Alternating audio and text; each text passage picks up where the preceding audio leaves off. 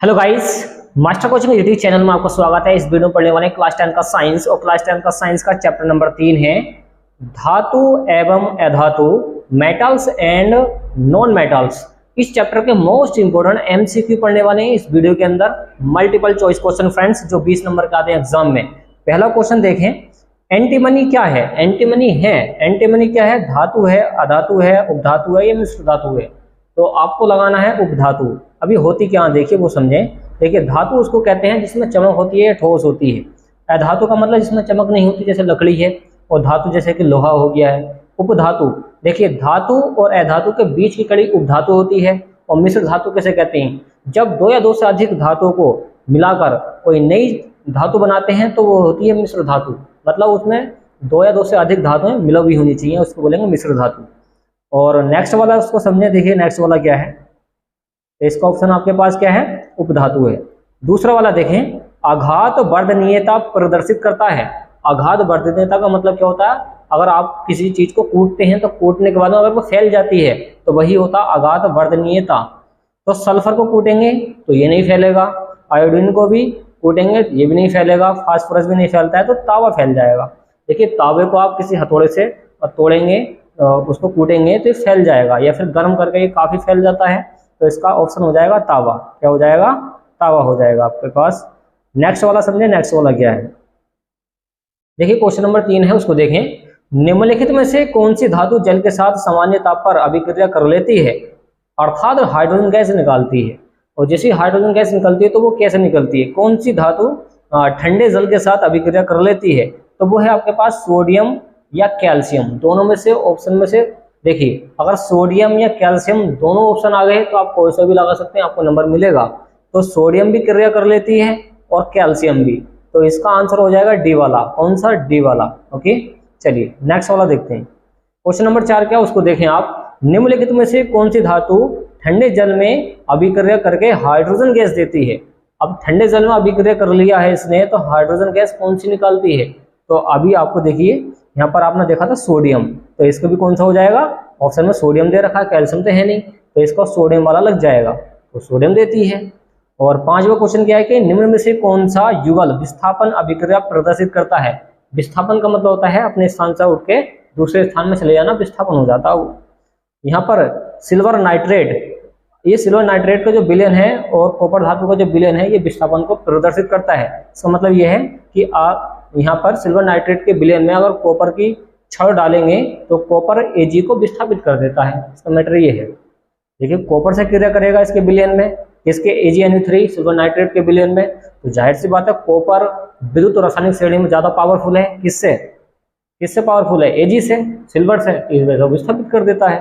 तो यहाँ पर बोला गया कि विस्थापन युग्म कौन प्रदर्शित करता है? तो ऑप्शन नंबर डी हो जाएगा आपको। कौन सा? डी वाला। चलिए क्वेश्चन नंबर 6 क्या, उसको देखें आप। कोई धातु ऑक्सीजन के साथ अभिक्रिया कर उच्च गलनांक वाला यौगिक निर्मित करती है, यह यौगिक जल में विलय है, यह तत्व क्या हो सकता है? तो ये कैल्शियम है। अभी ये भी आ चुका है, कैल्शियम कर लेता है। नेक्स्ट वाला क्या है, खाद्य पदार्थ के डिब्बों पर जिंक की बजाय टिन का लेप क्यों किया जाता है? अगर जिंक चढ़ा दिया तो क्या होगा? और हमने यहाँ पर क्या चढ़ाया है? जिंक की बजाय क्या चढ़ाया है? यहाँ पर टिन चढ़ा दिया है। तो क्यों, ऐसा क्यों करते हैं? क्योंकि इसमें होता क्या है कि टिन की अपेक्षा जिंक अधिक अभिक्रियाशील तत्व है। टिन की अपेक्षा जो जिंक है वो अधिक अभिक्रियाशील तत्व है, तो जिससे वो खराब हो सकता है, खाद्य पदार्थ खराब हो सकता है। जिंक की परत चढ़ा दी तब। तो टिन इतनी जल्दी क्रिया नहीं करती है तो वो देर से खराब होता है। तो इसका ऑप्शन नंबर सी वाला लग जाएगा। ओके, चलिए नेक्स्ट वाला समझते हैं। नेक्स्ट वाला क्या है उसका देखें आप। देखिए क्वेश्चन नंबर 8 क्या है वो देखें। निम्न में से कौन सी धातु अम्ल से हाइड्रोजन विस्थापित नहीं करती है? किससे? अम्ल से। तो अम्ल से हाइड्रोजन विस्थापित नहीं करती है। Fe लोहा होता है, जिंक होता है, कॉपर Cu कॉपर होता है, Mg मैग्नीशियम होता है। तो आपके पास कॉपर, ये जो कॉपर है ये अम्ल से हाइड्रोजन विस्थापित नहीं करती है। कौन? Copper, Cu। ओके, चलिए नेक्स्ट वाला क्या है उसको देखें आप। क्वेश्चन नंबर 9 है। निम्नलिखित में से कौन सी धातु अम्ल से हाइड्रोजन विस्थापित कर देती है? यहाँ पर विस्थापित नहीं करती है, यहाँ पर कर देती है। तो यहाँ पर ऑप्शन हो जाएगा मैग्नीशियम। मैग्नीशियम यहाँ पर विस्थापित कर देती है अम्ल से हाइड्रोजन। देखिए ध्यान पर रखें, हाइड्रोजन विस्थापित नहीं करती है तो वो कॉपर है, और जो कर देती है वो मैग्नीशियम है। ये याद रखें, आप थोड़ा सा ध्यान लगाएंगे तो याद हो जाएंगे ऑटोमेटिक। चलिए नेक्स्ट वाला समझे, नेक्स्ट वाला क्या है। देखिए क्वेश्चन नंबर 12 क्या है, फफोलेदार तावे में कॉपर की प्रतिशत मात्रा। जो फफोलेदार कॉपर होता है, ये तावा होता है, उसमें कॉपर की मात्रा कितनी होती है। जो फफोलेदार तावा है उसमें कॉपर की मात्रा होती है, वो होती है आपके पास 2%। अगर 2% निकालेंगे तो आपके पास बच जाएगा टोटल 98%। तो 98 हो जाएगा इसका आंसर इसी वजह से। और देखिए, और यहाँ पर दे रखा है, हाँ क्वेश्चन नंबर 13 में दे रखा है इसी से रिलेट करके कि फफोलेदार कॉपर है। फफोलेदार क्या होता है, तो कॉपर जिसमें 2% अशुद्धियां पाई जाती हैं, तो तभी तो 98 बजेगा ये। तो कॉपर जिसमें 2% अशुद्धियां पाई जाती है वही फफोलेदार कॉपर है। फफोलेदार कॉपर किसको कहते हैं, जिसमें 2% अशुद्धियां मिली हुई होती हैं। तो आप यहां से समझ चुके होंगे। देखिए चलिए नेक्स्ट वाला देखते हैं, नेक्स्ट वाला क्या है। हाँ क्वेश्चन नंबर 14 है, मैट में मुख्यतः होता है, जो मैट होती है एक धातु है, उसमें क्या क्या होता है। उसमें होता है आपके पास कॉपर सल्फाइड होता है और फेरस सल्फाइड होता है। याद रखें, कॉपर सल्फाइड और फेरस सल्फाइड। ऑप्शन नंबर इसका सी वाला करेक्ट हो जाएगा। और नेक्स्ट वाला देखें, ताम्र ग्लांस का रासायनिक सूत्र क्या है। जो ताम्र ग्लांस होता है तो वो होता है कॉपर सल्फाइड। जो कॉपर सल्फाइड होता है वही ताम्र ग्लास होता है। क्या होता है, ताम्र ग्लास होता है। और नेक्स्ट वाला समझे, नेक्स्ट वाला क्या है उसको देखें। देखिए पीतल है, पीतल क्या है, पीतल एक मिश्र धातु है। देखिए धातु भी नहीं है, क्योंकि इसमें पीतल के अंदर आप जिंक मिलाते हैं और टिन मिलाते हैं और सीयू मिलाते हैं, तो इसमें पीतल के अंदर तब जाकर तुम्हारा ये पीतल बनकर तैयार होता है। तो धातु भी नहीं है, अधातु भी नहीं है, उपधातु भी नहीं है, मिश्र धातु भी नहीं है। हाँ तो यहाँ पर कई सारी धातुओं से मिलकर ये बनी है, तो कौन सी हो जाएगी, मिश्र धातु। अभी बताया था। धातु आप जानते हैं क्या होता है, अधातु भी आप जानते हैं। धातु जिसमें चमक होती है, ठोस होती है। अधातु जिसमें चमक नहीं होती और जो ठोस पूरी तरह से नहीं होती। उपधातु इनके बीच की कड़ी हो गई। और मिश्र धातु किसको कहते हैं, जब 2 या 2 से अधिक धातु को मिलाकर जो बनाया जाता है उसको मिश्र धातु कहते हैं। तो पीतल में जिंक आ गई, टिन आ गई और काफ़ी सारी चीज़ें आती हैं इसमें पीतल को मिलाने के लिए, जिससे बनकर तैयार होता है, तो मिश्र धातु हो जाएगी इसका। और 21वां देखें जो काफ़ी आता है एग्जाम में, इसको भी देखें। जर्मन सिल्वर में कौन सी धातु नहीं होती। जो जर्मन सिल्वर होता है, तो याद रखें जो जर्मन सिल्वर है उसमें सिल्वर ही नहीं होती है, मतलब Ag सिल्वर ही नहीं होती है। वैसे ही सिल्वर, वैसे ही क्या है ये जर्मन सिल्वर है। और इसी में क्या है, चांदी नहीं है, Ag नहीं है, चांदी नहीं है। तो इसका ऑप्शन नंबर सी वाला करेक्ट हो जाएगा।